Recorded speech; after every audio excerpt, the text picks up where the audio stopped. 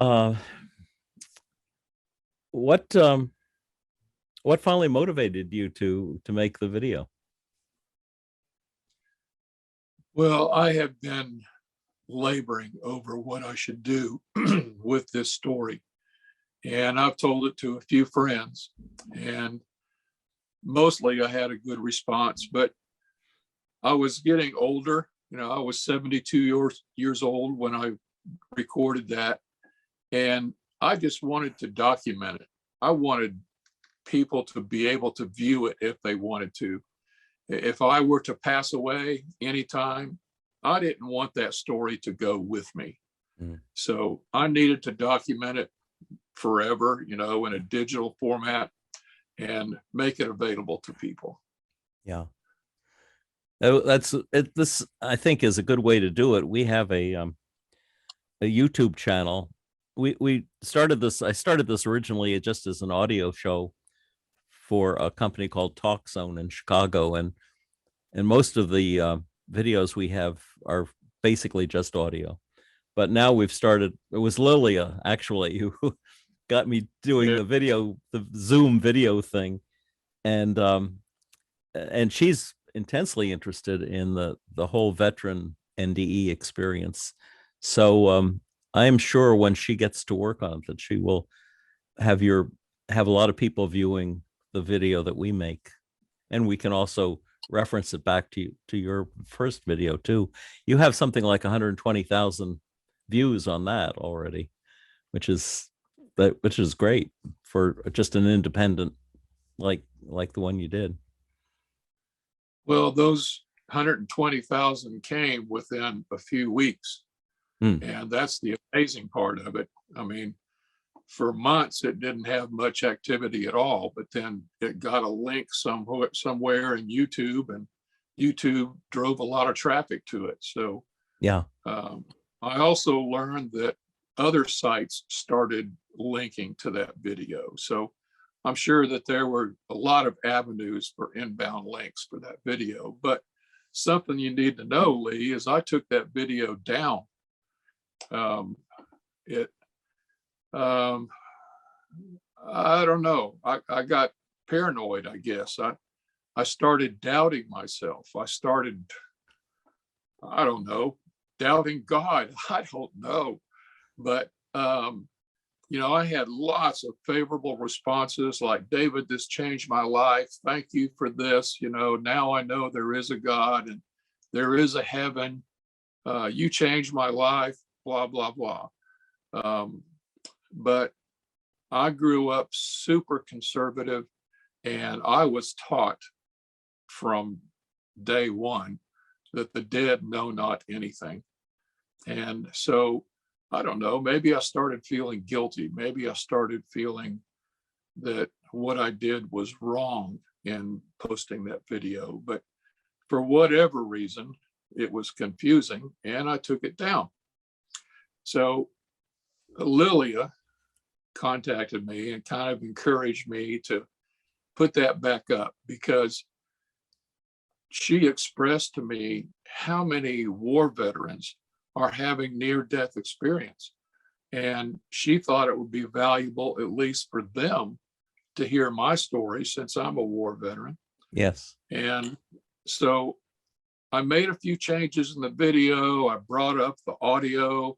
I added some pictures and some other information to it. And I tried to save it. No matter what I did, I could not save that video and upload it to YouTube. And I don't know what's wrong with it. So I've tried to repost it. I'll continue to work on it. But today, I don't know what's wrong with it. Wow. So Because there is a link that I clicked on. It must be somebody else's somewhere. Recently? Somewhere it was saved. Now it didn't have any other pictures in it, so it must be the original link. It is. It would be. I can say I'll send you the link. Yes, please. I'll email it to you, and you can see that it's there, and that's where I got the 120,000 views. So. Well, the 120,000 views are on a different link, because when I took it down, I had over 160,000 links. Ah, okay. So this So is probably somebody, picked it up, copied it when you were at 120, and exactly. it's still up on the web, at least in one Yeah, location. Yeah, I'll send you that link. Isn't that interesting? Wow. Um, you were raised Seventh Day Adventist. I think I that's saw right. that. Well, and that's their belief. It's not till the second coming that they follow that Old Testament, or I guess it's New Testament in some places, uh, concept that we sleep, because I think Paul talked about. I guess it was Paul's reference to sleeping until, but even Paul had a near death experience. He knows that we can, that we are conscious from the moment our bodies die. Our soul is conscious of what's going on and goes through this whole process, the process you went through. So, and as a chaplain, I would interview people who had coded, from all faiths, and the ones who'd coded, I'd always go visit and say, "Did you see anything when you were on the other side?" And about maybe 1 in 15, 1 in 20 would tell me a story.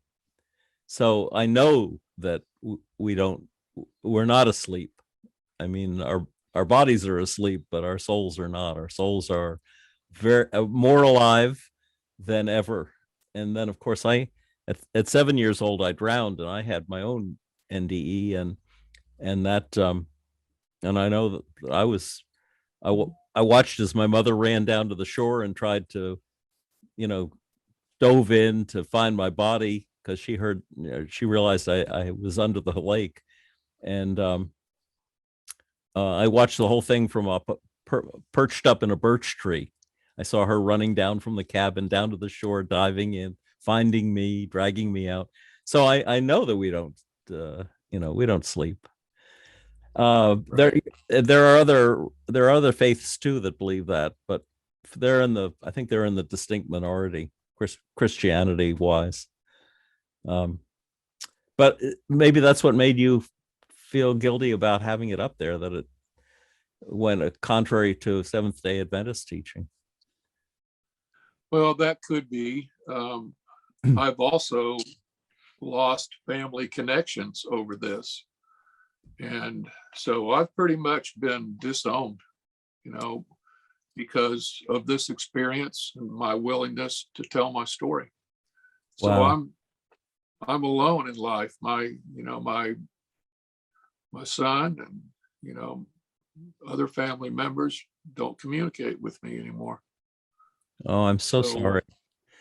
This people who've had this experience frequently, I mean, there's a divorce rate that goes up, with NDEers. People suddenly come back and they want to do good for mankind and don't care so much about making money. And, wives or husbands say, "Well, I don't know what happened to you. You're different now. I'm no longer interested in you." It's yeah, sad.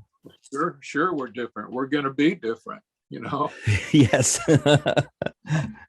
I was different. I still am Yeah.